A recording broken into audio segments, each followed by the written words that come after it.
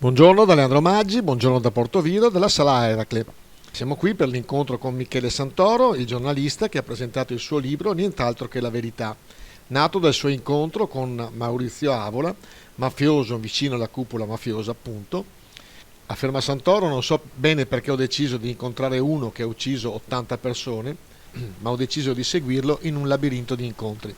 Santoro naturalmente ha toccato molti punti dell'attualità, non ultimo l'atteggiamento mainstream dei media e le sue perplessità dell'obbligatorietà del vaccino. Seguiamo alcuni momenti dell'incontro.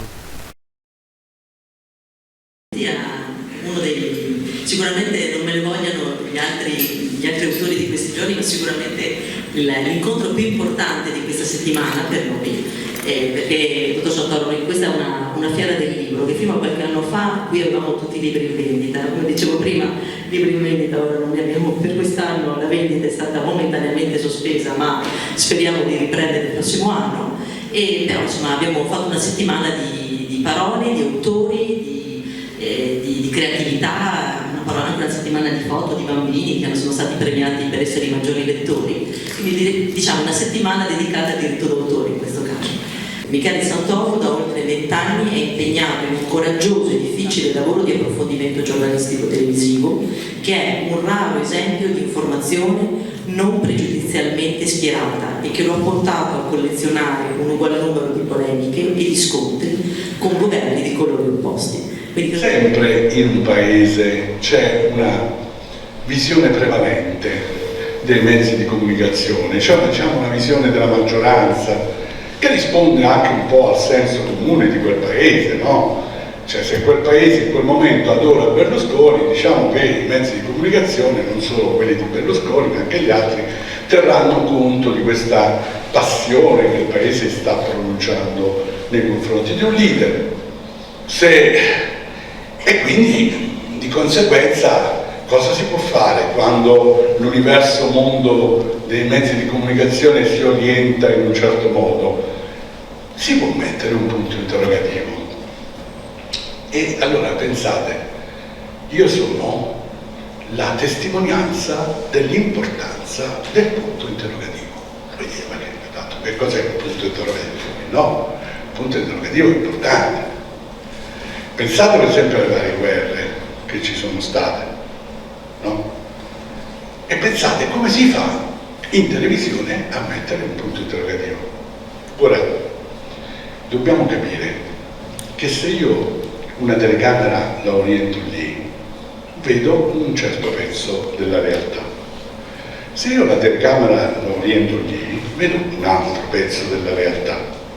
Se io la telecamera la oriento qui, vedo un altro pezzo ancora. Il che vuol dire che è molto importante che tipo di inclinazione noi diamo alle telecamere. Pensiamo all'Afghanistan, no? Una guerra nella quale eravamo praticamente Gino Strada e pochi altri ad esprimere una critica perché dicevamo che non serviva a niente fare quella guerra, eppure quella guerra è stata portata avanti, è durata 20 anni, è costata 2000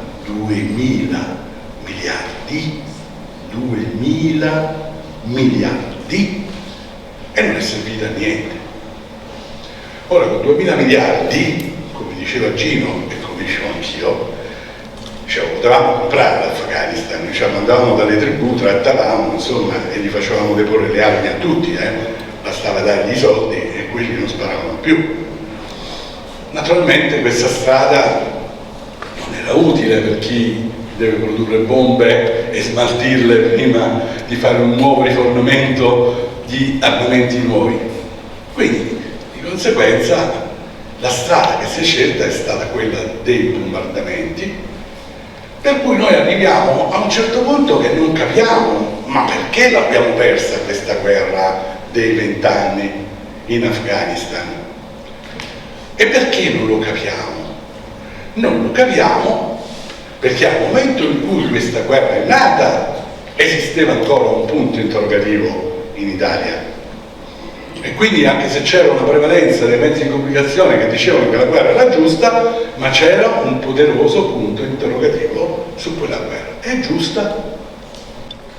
E devo dire che sentire ripetere in tutte le trasmissioni, per esempio, creando questo clima di conformismo diffuso, per cui poi basta che viene una trasmissione seria come Report a sollevare qualche domanda, non di più, sui vaccini, perché immediatamente scatti la repressione del potere politico. Ah no, questo non si doveva fare. Perché non si doveva fare? Era sbagliata la domanda che si poneva? Era sbagliata la risposta? Ok, ci avete 25.000 telegiornali, dite perché era sbagliata e spiegate perché era sbagliato anche porre quella domanda. Ma non fate un'interrogazione per impedire al Report di dire la sua, perché questo è veramente il colmo. Perché per un certo periodo in Italia, mentre io scrivevo questo libro e guardavo la situazione che c'era e constatavo la mia assenza, che non è casuale naturalmente, io mi rendevo conto che noi siamo come avvolti da una nebbia conformistica. I vaccini, un politico deve dire va bene, riorganizziamo la sanità in un certo modo, riorganizziamo anche le informazioni che abbiamo, per esempio, su vaccinati e non vaccinati in un certo modo. Riorganizziamo soprattutto i medici di base che li abbiamo lasciati completamente a se stessi. Tutto questo in Italia, l'organizzazione degli ospedali, che probabilmente è una delle cause generanti la pandemia e quant'altro, non viene per niente preso in considerazione. La politica si somma allo scienziato e diventa distributore di vaccini. E poi, come sempre avviene in questo paese, non basta avere una struttura, la protezione civile, che dovrebbe sopperire alla distribuzione dei vaccini. No, si crea un'altra struttura straordinaria, il commissario, che sapete, no? Anche diciamo in divisa, il quale deve provvedere a distribuire i vaccini. Politico e scienziato e generale si presentano allo stesso modo agli italiani. E io comincio a sentire il coro che dice: ah, ma tu se non ti vaccini minacci la mia libertà. Allora, scusate, so che sono cose un po' impopolari, ma io credevo di sono venuto a far fino a qui, no? Per vendere qualche libro, come potete immaginare, quello è il mio scopo. Allora, io mi dico, quando nasce il diritto, scusate, io non voglio fare una dissertazione, siccome forse è la mia natura di spiegare concetti un po' difficili in maniera un po' più semplice.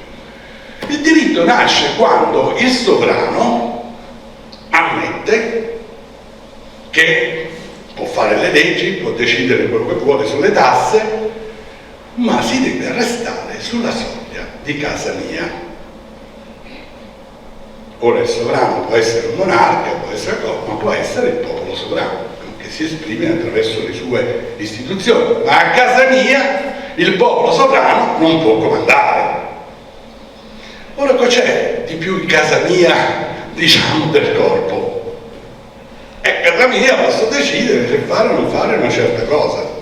Del mio corpo posso decidere se vaccinarmi o non vaccinarmi. No, a quel punto divento un presunto appestatore. Un momento, Perché sono un presunto appestatore? Se io sono sano, non appesto nessuno. Se sono sano, non appesto nessuno. Qui non puoi presumere che io mi possa ammalare. Cioè, devi vedere che sono malato. A quel punto mi impedisci di fare quel che vuoi, ma non mi puoi impedire di fare la scelta che io ritengo più giusta per me. Ma noi diciamo che no, questa è una minaccia alla libertà, annulliamo tutti i discorsi che ho fatto fino adesso, ok. Però non spieghiamo agli italiani perché gli inglesi non seguono la strada che seguiamo noi, perché i tedeschi non seguono la strada che seguiamo noi, anzi diciamo agli italiani che noi siamo i più bravi del mondo, anche se i vaccini li hanno inventati gli americani, anche se i vaccini li hanno fatti gli inglesi, noi abbiamo fatto un cavolo di vaccino, però siamo sempre i più bravi di tutti a fare qualunque cosa. Questo, diciamo, mentre io scrivevo questo libro e quindi capivo l'importanza di guardare le cose da un altro punto di vista, mi faceva essere molto critico nei confronti delle strutture cosiddette dell'emergenza, che nascono per affrontare un problema grave, che noi abbiamo indubitabilmente, che nessuno può negare e che io non voglio negare, e poi ce li portiamo addosso per i prossimi 40-50 anni. E siccome noi abbiamo spiegato al Paese che la via d'uscita sono i vaccini, dobbiamo nascondere tutto il resto, cioè che si sta allargando, diciamo, il rapporto che c'è tra noi e le parti più avanzate dell'Europa dal punto di vista del dinamismo economico. Abbiamo una persona che si chiama Draghi, sicuramente uno dei migliori italiani di sempre che sta al governo, e ho capito, però dobbiamo pure capire il Paese come sta andando effettivamente al di là delle cifre sui vaccinati. Ci stiamo allontanando dall'Europa o ci stiamo avvicinando? Questo però l'informazione non ce lo dice perché non ha i punti interrogativi.